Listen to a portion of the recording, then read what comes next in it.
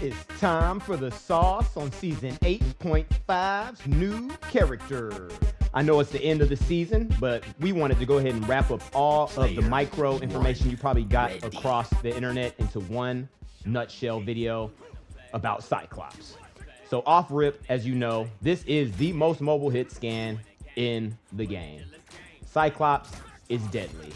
Not just is he pumping out crazy amounts of precise damage, but he, just like Phoenix, has 2 escape abilities, making him one of the hardest to dive and pin down when you want to get to him.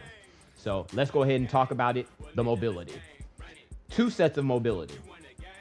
One being a simple boost up into the air. Doesn't seem like much, but when you partner this with the second ability to boost yourself back, it becomes just wild trying to catch this guy. Something to also consider, the jump ability itself actually does have a little bit of an effect on it.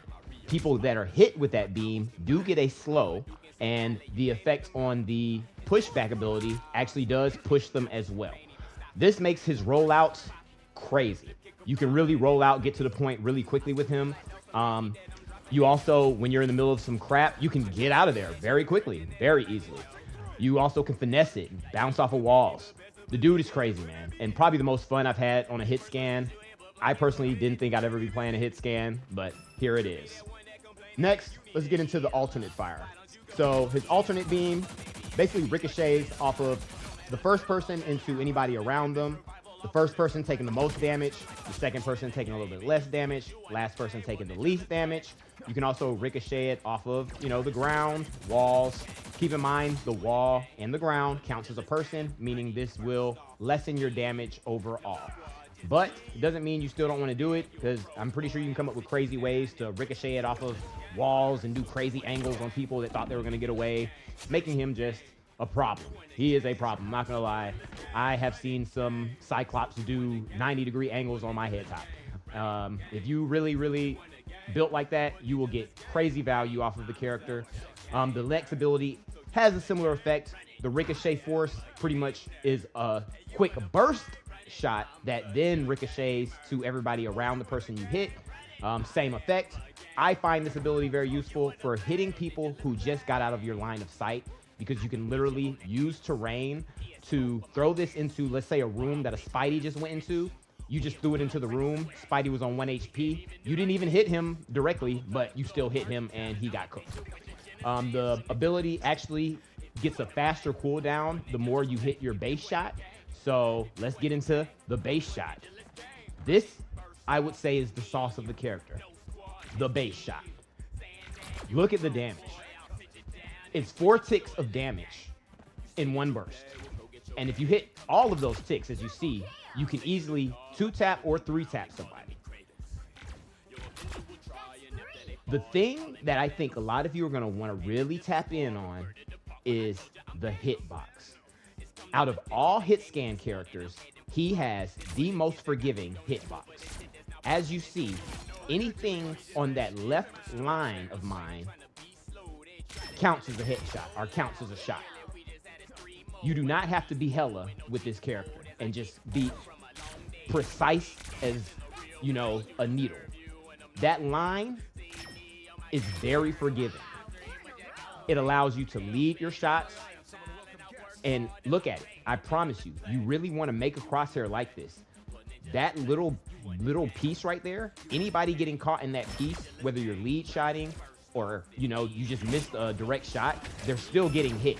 I personally like to partner this with strafe aiming to slide my crosshair over people and still get the shot, even if I can't keep up with somebody that's a little bit mobile like Black Panther. When you partner this with the ricochet force, you get some very powerful kill combos.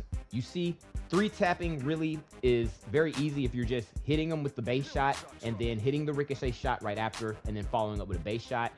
In game, it might be a little bit harder. Another thing is weaving your melee in between your base shot if you get dozed. The dude really is, to me, the most all-around hero they got right now, because he really, I know a lot of poke lose against dive, but this guy, as you see, has a lot of answers for dive. Unlike other pokes, he really thrives off of playing up close with his tank. Play on that front line, apply pressure with that beam to the whole team and make them have to get away from their tanks while you're still trying to pick off the back line. And if somebody dives you, you can just reposition. That jump up beam, super good at just getting over the tank and hitting folk. But anyway, let's get into the ult now. This thing here, this is the sauce. This thing you do not have to immediately release. Look how long you can hold it. There is no timer. You can hold this thing and stop doing it just to fake out the team and make them all spread out. Think about that in a game. You do not have to just immediately try to hit a shot if you don't have the perfect shot. When you do make this thing go off, that first beam is destroying all deployables, and that explosion is then hitting them with percent-based damage that is usually going to kill anybody that's hit with both of the attacks. The counter sauce, though, is that the beam itself, it will hit people, you know, in that straight line, both vertically and up and down, but the explosion itself will not hit anybody that's not touching the ground. So if you're not touching the ground, if you're a flyer, if you just jump, if you just have a mobile ability, you will get away from that explosion. And the explosion really is the killer. The first beam is really just wiping the floor. With that being said, I really think this character is amazing. If you haven't been having fun on Cyclops yet, and you've been trying to figure out, you know, how to get him cooking, go ahead, give him a try. Tweak your crosshair. Tell me how he feels.